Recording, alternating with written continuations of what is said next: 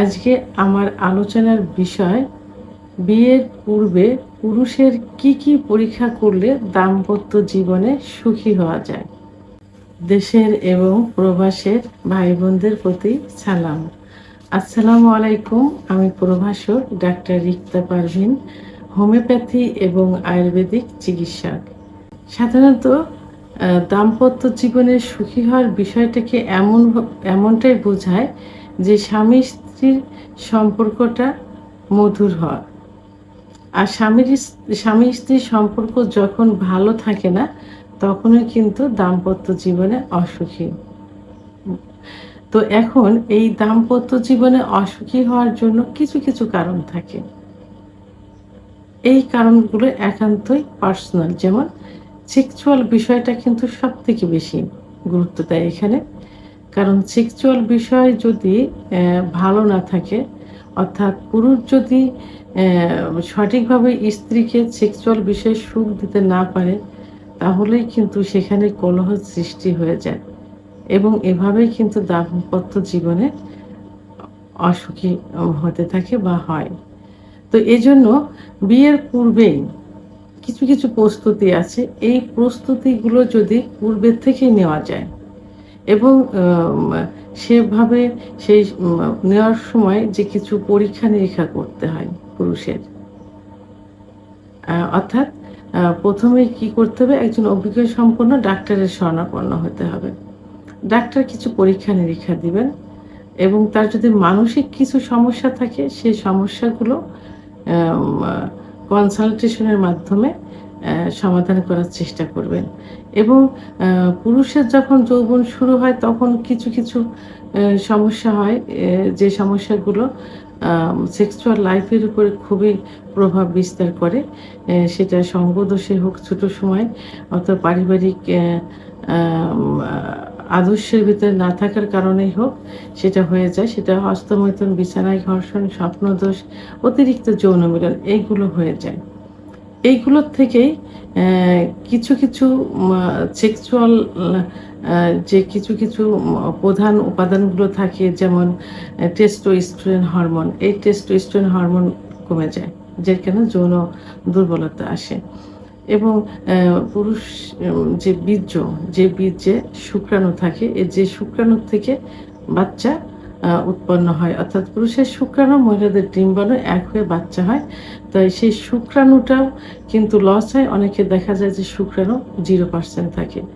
তো এই সমস্যাগুলো এবং কিছু যৌনবাহিত রোগ থাকে, এগুলো বিয়ের পূর্বেই ডাক্তারের শরণাপন্ন হলে ডাক্তার কিছু পরীক্ষা দিবেন।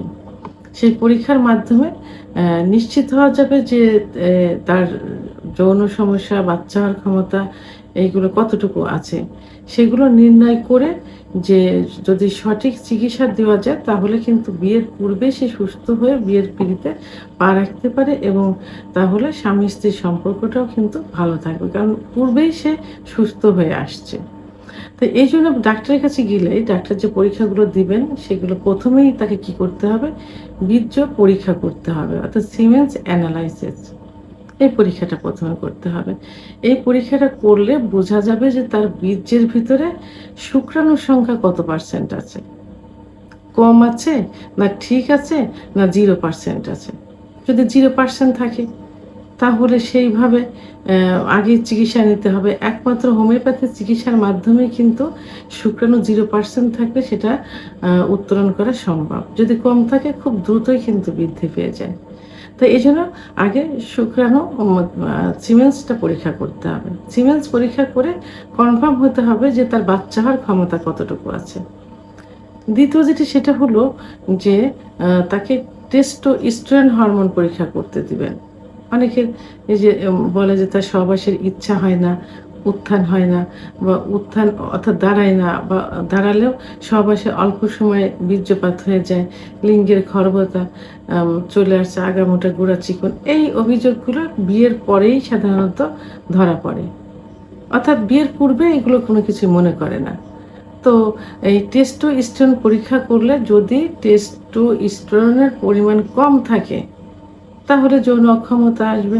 কারণ একটা গাড়ি যেমন চলে ইঞ্জিনের মাধ্যমে, এবং গাড়িটা কিছুদিন ব্যবহার করলে কিছুদিন পরে যেয়ে কিন্তু ইঞ্জিন সার্ভিসিং করতে হয়। পরে মাঝে, মাঝেই কিন্তু করতে হয়। ঠিক পুরুষের সেক্সুয়াল লাইফে টেস্টোস্টেরন হরমোনটা কিন্তু ইঞ্জিনের মতো। এই টেস্টোস্টেরন হরমোন যদি কম থাকে তাহলে যৌন অক্ষমতা চলে আসে। আর এর ভিতরেই যৌন অক্ষমতার ভিতরেই ইচ্ছা না হওয়া, উত্থান না হওয়া, সময় না পাওয়া। এজন্য টেস্টোস্টেরন হরমোনটা পরীক্ষা করতে হবে। যদি কম থাকে তাহলে চিকিৎসা দিয়ে এটা বৃদ্ধি করতে হবে।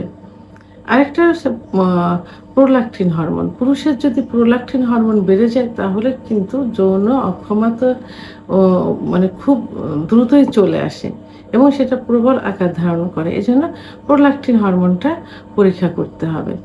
পরীক্ষা করে রেজাল্ট বেশি হলে সেভাবে চিকিৎসার মাধ্যমে তার নির্দিষ্ট মাত্রায় আনতে হবে। এরপরে অবশ্যই রক্তের গ্রুপটা পরীক্ষা করতে হবে। অনেকে বলে যে স্বামী-স্ত্রীর রক্তের গ্রুপ এক হলে ক্ষতি। আসলে এইটা না।